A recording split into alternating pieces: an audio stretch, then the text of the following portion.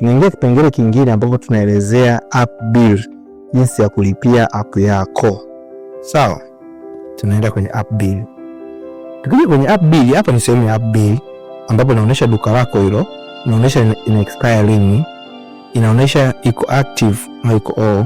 Sasa kwenye app bill unaweza kubadilisha shop, ukaenda kuna shortcut ya kwenda kubadilisha shop.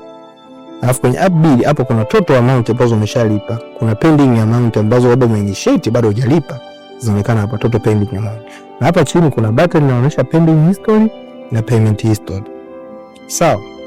Na kama ikionyesha ime expire hapa, ina maana utataka kulipa, utaenda sehemu hapa imeandikwa pay now, renew subscription. Au kama kuna detail unaona hazieleweki hapa, utaklik refresh payment, ita refresh. Umeelewa? Kwa kama unataka kurenew utaklik pay now. Ukifika pay now hapa, utafika hapa inaonyesha miezi ambayo unataka kulipia.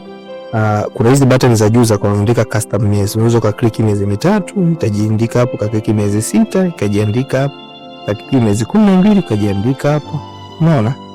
Then hapa utaingiza namba ya simu, hapo utaingiza namba ya Tigo, ya nini, whatever number hapo utaingiza. Namba yote ile. Na unapoingiza kama haieleweki yote namba inakuwa nyekundu. Ukiingiza namba ikawa sahihi inakuwa ya kijani kama hivyo. Umenielewa? Then utainitiate payment, utaandika pay now. Ukiandika pay now, itarodi baadaye itaenda kupop kwenye simu yako namba hii kwamba confirm kulipa kiasi hichi na hichi kwenda sehemu fulani. Sawa? Hapa chini kwa mfano sisi tunasema wateja wetu wa mwanzo wanaolipa kwa mara ya kwanza wanapata 1 month free. Kwa kuna hapa hivi inaonyesha 1 month free. Kwa pay 1 upate 1 month free. Kwa mfano kwa 10,000 mfano kama nitapata 1 month plus 1 month free.